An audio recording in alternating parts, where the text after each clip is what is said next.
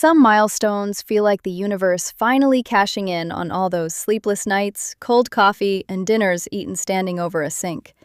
Earning my MD was supposed to be one of those moments. My name is Erica Harris. I was 24 years old, and I had spent 4 years imagining the exact second my parents would see me walk across that stage. I pictured my mother crying into a tissue, my father pretending not to get emotional while secretly recording the ceremony on his phone. I imagined them sitting in the front row at the University of Chicago Medical Center, proud enough to finally look at me the way they always looked at my younger brother, Ryan. Instead, I stood there, alone, in a polyester graduation gown that clung to my knees while families rushed past me in every direction. The auditorium buzzed with celebration. Cameras flashed. Parents hugged their children tightly. One girl beside me cried into her dad's shoulder while he kept saying, "Doctor, my daughter's a doctor." I smiled politely at strangers, so nobody would notice I was scanning the crowd over and over for two people who never came. Mrs. Dalton, my roommate's grandmother, touched my arm gently. She smelled like peppermint and laundry detergent. "You did it, sweetheart," she whispered. "That's what matters." I wanted to believe her, but as the folding chairs squeaked and the crowd slowly disappeared, all I could think was how everyone else seemed worth showing up for. Why wasn't I? At first, I tried making excuses for my parents. Maybe their flight got delayed. Maybe something happened on the road. Maybe my mom lost track of time again. I checked my phone. Nothing. No missed calls, no text. Not even a lazy congratulations message. Finally, I called my mother. She answered immediately, sounding relaxed and cheerful. "Hi, Erica." My chest tightened. Graduation ended an hour ago. Silence. Then, "Oh, right.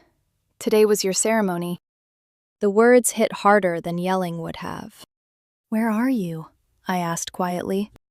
"Oh, honey," she said. "We're on the Caribbean cruise with Ryan. Didn't he tell you? We booked it to celebrate his new sales job." I stared at the empty stage in front of me. Ryan had worked that job for less than 2 weeks. I had spent 4 years buried under textbooks, overnight hospital rotations, anxiety attacks in library bathrooms, and enough caffeine to qualify as a medical emergency. But Ryan got a cruise. "He's been working so hard," my mother continued warmly. "We thought this would mean a lot to him." I almost laughed right there in the middle of the auditorium. "That's great," I said flatly. "Don't be upset," she added quickly. "We'll celebrate you properly when we get back." Something inside me snapped then. Quietly, cleanly. "Don't bother," I said. "Erica, don't bother showing up for my future either." I hung up before she could answer. Outside, the sky was painfully beautiful. Warm sunlight covered the campus steps, while families posed for photos with champagne bottles and flowers. A photographer approached me with a bright smile. "Professional graduation portrait?" For half a second, I almost said yes automatically. Then I imagined hanging that picture somewhere years later. Just me standing alone, pretending abandonment didn't hurt. "No thanks," I muttered. Back at my apartment, I dropped my gown onto the couch and stared at the silence around me. That was the moment I finally admitted the truth. My parents had not forgotten me. They chose Ryan. Again. I walked to the hallway closet and dragged down a cardboard box labeled in black marker, "For when they pretend to care." I had started collecting things months earlier without fully realizing why. Inside were the receipts of my life. My medical school acceptance letter. Dean's List notifications. Awards for anatomy and emergency medicine. Letters from residency programs. A birthday card I mailed my parents last year that came back unopened with "Return to Sender" stamped across the front. I sat at the kitchen table holding that card while memories kept replaying in my head. Ryan's soccer games, Ryan's birthdays, Ryan's apartment party, Ryan's engagement dinner. Every event treated like history in the making. Meanwhile, my milestones always felt optional to them. Like I was built to succeed quietly. Like my achievements only mattered if they happened conveniently. At the very top of the pile, I placed one final note. If you ever wonder why I stopped trying to earn your approval, read everything inside this box out loud. I sealed it carefully with tape. Then I carried it through the rain to the post office. The woman behind the counter glanced at the package. Anything fragile inside? I swallowed hard. Just 24 years of disappointment. She blinked awkwardly while printing the label. I walked home soaked from the rain, but somehow lighter. When I got back to the apartment, my diploma sat alone on the coffee table. It didn't look like a reward anymore. It looked like proof. Proof that I kept going even when nobody was watching. And for the first time in my life, I started wondering if maybe that was enough. 2 weeks passed without a single call. No apology. No explanation. Nothing. At first, I checked my phone constantly, pretending I wasn't waiting. Then, gradually, I stopped expecting anything at all. Residency paperwork swallowed most of my days anyway. Hospital orientation, scheduling, endless emails. I told myself I was too busy to care. That was a lie. On Thursday evening, someone knocked on my apartment door. 3 slow knocks. Careful ones. I opened it and froze. My father stood there, holding the box against his chest like it weighed 100 pounds. He looked older than I remembered, more gray around his temples, deeper lines around his mouth. For a second, neither of us spoke. Then he cleared his throat softly. "Hi, Erica." I stepped aside without answering. He walked into the apartment awkwardly, looking around like he had never been there before. Because he hadn't. Not once in 4 years. He placed the box carefully on my kitchen table and sat down in the chair where I usually studied late at night. The silence between us felt enormous. Finally, I crossed my arms. "Did you read it?" He swallowed. "Not yet." I nodded toward the box. "Go ahead." His hands shook slightly as he peeled back the tape. One by one, he pulled everything out and lined the papers neatly across the table. Acceptance letter. Awards. Residency offers. Certificates. Evidence. When he reached the unopened birthday card, he stopped moving for a second. His thumb traced the edge of the envelope. "Erica," he whispered. I looked away before sympathy could weaken me. "Why didn't you tell us you felt like this?" he asked quietly. A dry laugh escaped me. "Tell you when exactly?" I asked. "Between Ryan's celebrations? Or during the times you forgot to call because you were helping him move into another apartment?" He stared at the table. "We thought you were okay." That sentence hurt more than I expected. I rubbed my forehead slowly. "That's the problem," I said. "You decided I was okay, so you stopped looking at me." His shoulders slumped. "We were proud of you." "Were you?" My voice cracked slightly. Because it never sounded like it. The refrigerator hummed behind us. I could actually hear my own heartbeat. "You want to know when I noticed?" I asked quietly. He looked up slowly. "When I was 12 and won the statewide science competition." His expression shifted immediately. He remembered. "You congratulated me for 5 minutes," I continued. "Then Ryan got a participation trophy in Little League, and suddenly The whole night became about him. He shut his eyes briefly. That wasn't intentional, but it kept happening. I didn't raise my voice. I didn't need to. Every memory already carried enough weight. When I got into medical school, Mom said, "That's nice," then asked if I could help Ryan rewrite his resume. I laughed bitterly. When I matched into residency, neither of you called. But you flew to Atlanta for Ryan's engagement party. My father looked physically smaller sitting there, like every sentence peeled years off him. "I didn't know you felt invisible," he admitted softly. I stared at him in disbelief.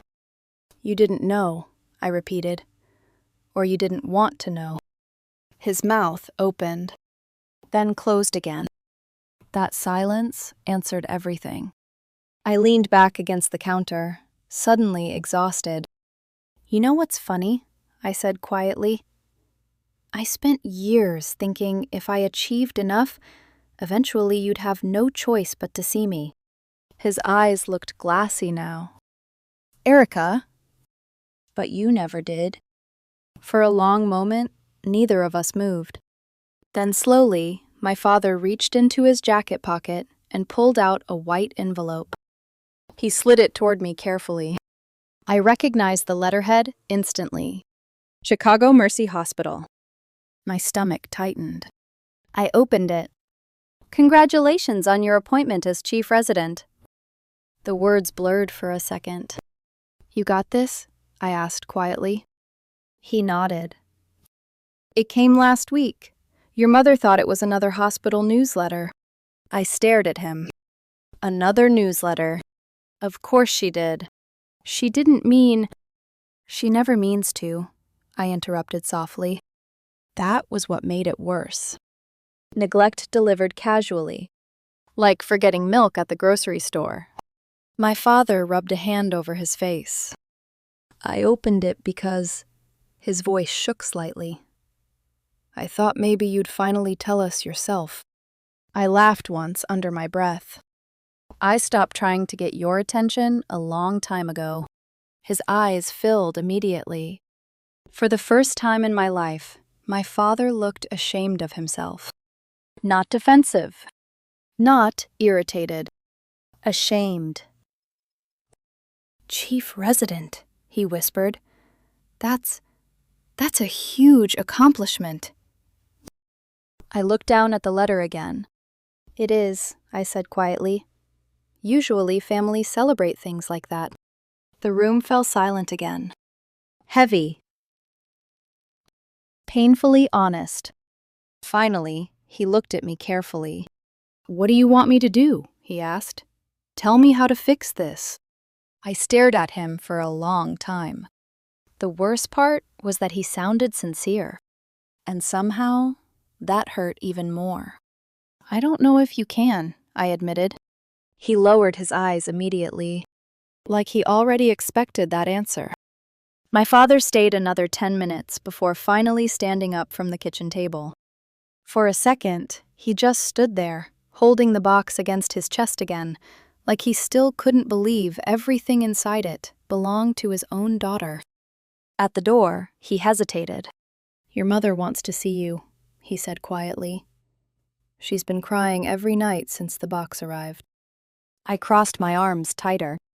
She didn't cry hard enough to call. The words hit him hard enough that he physically flinched. But he didn't argue. That was new. Usually, my parents rushed to defend themselves, to soften everything until it barely resembled the original wound. This time, my father only nodded once, like he finally understood there was no softer version of this story anymore. Then he left. The apartment felt painfully quiet after the door closed. The next morning, my phone buzzed at 6:30 while I was half awake and already dreading another 14-hour hospital shift. "Your mom wants to apologize. Will you come home?" I stared at the message for almost an hour. Part of me wanted to ignore it completely. Another part wanted to go there just to unload every memory I had spent years swallowing. In the end, I typed, "I'll come, but if she starts making excuses, I'm leaving." His reply came almost instantly. Understood. The next evening, I drove back to the house I grew up in. Same cracked driveway, same brick walls, same cheap wind chime near the porch that always sounded slightly off-key when the wind hit it. For one strange second, I felt 16 again, standing outside after soccer practice, waiting for someone to remember to pick me up. I sat in the car gripping the steering wheel until my knuckles hurt. Then finally, I forced myself inside. My mother was already waiting in the living room. She looked smaller than I remembered. Not physically. Emotionally. Like guilt had hollowed something out inside her. She stood slowly when she saw me. "Erica," she whispered. I stayed near the doorway. For a moment, neither of us moved. I kept waiting for excuses. Traffic. Stress. Miscommunication. Ryan needed more support. But they never came. Instead, tears filled her eyes almost immediately. "I'm sorry," she said shakily. "I'm so sorry." Hearing the words should have felt satisfying. Instead, it just made me tired. "I chose Ryan over you again and again," she admitted. "And every time, I convinced myself you didn't need me as much." I swallowed hard, but said nothing. Because the worst part was hearing her say out loud exactly what I had spent years suspecting. "You were independent," she continued softly. "Responsible, strong. It became easy to believe you were okay alone." Her voice cracked completely then. "But that wasn't fair to you." The room fell silent. I looked around the living room slowly. Same family photos on the wall, same couch, same lamp beside the television. Only now I noticed something painful. Almost every framed picture included Ryan. Birthday parties, Graduation. Vacation photos. his engagement dinner. There were barely any photos of me after high school. My mother followed my eyes and immediately started crying harder because she noticed it too. "I didn't even realize," she whispered. "That's the problem," I said quietly. "None of you realized anything." She sat down slowly, like her legs gave out underneath her. "I don't know how to fix this," she admitted. "You can't erase it," I replied honestly. She nodded through tears. "I know." For the first time in years, the conversation felt real. No pretending. No minimizing. No acting like I was too sensitive. Just the truth sitting heavily between us. After a while, my mother wiped her eyes carefully. "Would you stay for dinner?" she asked softly. I almost said no automatically. Part of me still wanted them to feel the same rejection I had felt for years. But another part of me was simply exhausted from carrying all that anger. "Maybe next time," I said quietly. Her eyes closed briefly, like even that tiny possibility meant everything to her. "Okay," she whispered. When I left the house that night, the air outside felt cooler than before. Not lighter. Not healed. Just different. Over the next few weeks, my parents started trying in small, awkward ways. My mother texted me every Sunday, asking if I was eating properly. My father called once just to ask how residency orientation was going. No dramatic speeches. No expensive gifts. Just effort. Ryan, meanwhile, reacted exactly how I expected. He left me a voicemail, accusing me of trying to make the family feel guilty over old stuff. Then he laughed and said, "You always take things too personally."